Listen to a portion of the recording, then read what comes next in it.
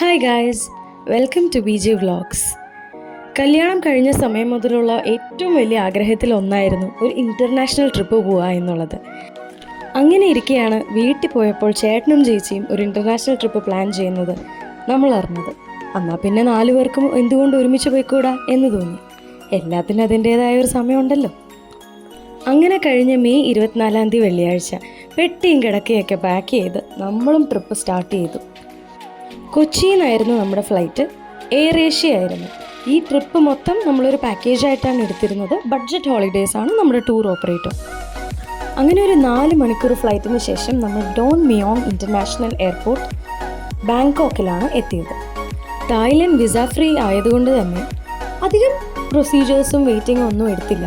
പെട്ടെന്ന് തന്നെ നമ്മൾ പോയി പാസ്പോർട്ടിൽ സ്റ്റാമ്പൊക്കെ അടിച്ച് ക്ലിയറൻസ് എല്ലാം കഴിഞ്ഞ് നമ്മളുടെ ട്രിപ്പ് ബാങ്കോക്കിൽ നിന്ന് പട്ടായയിലേക്ക് സ്റ്റാർട്ട് ചെയ്തു. നമ്മൾ ഹോട്ടലിൽ ചെക്ക് ഇൻ ചെയ്ത് ആദ്യമായിട്ട് വിസിറ്റ് ചെയ്യാൻ പോയ സ്ഥലമാണ് സാങ്ച്വറി ഓഫ് ട്രൂത്ത്. ലോകത്തിലെ ഏറ്റവും വലിയ വുഡൻ കാസിലാണിത്.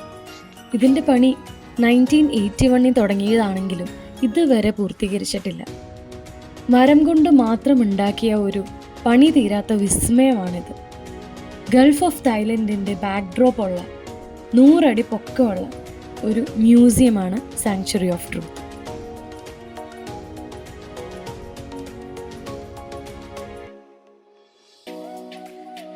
ഇവിടെ പല ഭാഷകളിലുള്ള ടൂർസ് പല സമയത്തായിട്ടാണ് ഉള്ളത്.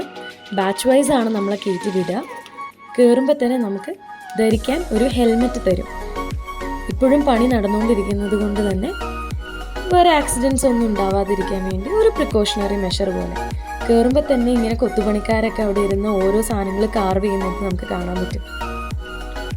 ഇവിടെയുള്ള വേറെ ആക്ടിവിറ്റീസ് എന്താണെന്ന് വെച്ചാൽ ബോട്ട് ട്രിപ്സ് ഉണ്ട്, elephant rides, horse ride, Thai costume rental services, food court, ഇതെല്ലാം ഉണ്ട്. ഇതിലിപ്പോൾ 2 നിറം കാണാൻ പറ്റും. അതെന്താന്ന് വെച്ചാൽ സീയോട് ചേർന്ന് കിടക്കുന്നത് കൊണ്ട് തന്നെ ഉപ്പ് കാറ്റടിച്ച് ആ വുഡിന് വരുന്ന ചേഞ്ചസ് ആണ് ആ മരത്തിൽ വരുന്ന കളർ ഡിഫറൻസസ്.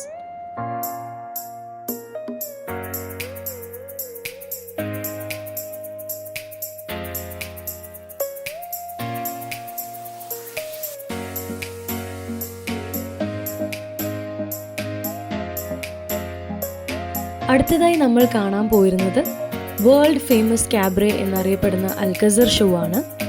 ഇതിൻ്റെ പ്രത്യേകത എന്ന് പറയുന്നത് ഈ ക്യാബ്രെ ഇവിടെ നടത്തുന്നത് സ്ത്രീകളല്ല, മറിച്ച് ലേഡി ബോയ്സ് എന്നറിയപ്പെടുന്ന ട്രാൻസ്ജെൻഡേഴ്സ് ആണ്. ഒരു വൾഗാരിറ്റിയും ഇല്ലാതെ ഫാമിലി ഓറിയൻറ്റഡ് ആയിട്ട് കാണാൻ പറ്റുന്ന ഒരു പ്രോഗ്രാമാണ് അൽക്കസർ ഷോ. 100-ലധികം ആർട്ടിസ്റ്റ് പെർഫോം ചെയ്യുന്ന ഒരു തിയേറ്റർ ഷോ ആയിരുന്നു ഇത്. ഇത് ട്രഡീഷണൽ തായ് ഡാൻസിങ്ങും കോസ്റ്റ്യൂംസും മാത്രമല്ല, ബാക്കിയുള്ള ഏഷ്യൻ കൾച്ചേഴ്സും കൂടി ഇൻകോർപ്പറേറ്റ് ചെയ്തിട്ടുള്ള ഒരു ഷോ ആണ്. അപ്പോൾ നിങ്ങൾക്ക് ഇന്നത്തെ ഈ വ്ളോഗ് ഇഷ്ടപ്പെട്ടെന്ന് ഞാൻ വിശ്വസിക്കുന്നു.